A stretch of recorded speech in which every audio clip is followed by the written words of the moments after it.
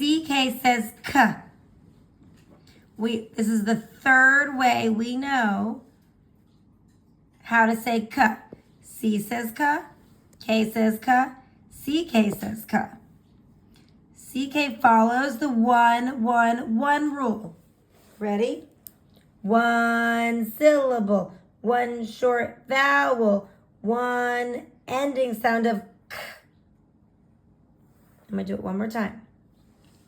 One syllable,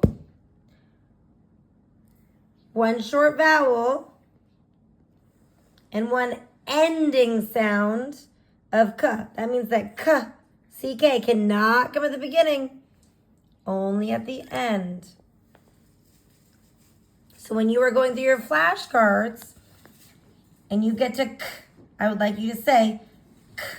One syllable, one short vowel, one ending sound of K. When you get to blending, you will only have short vowels here. Clack. Cluck. Clack. Clock.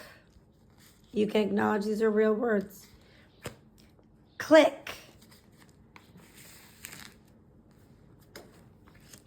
Brick.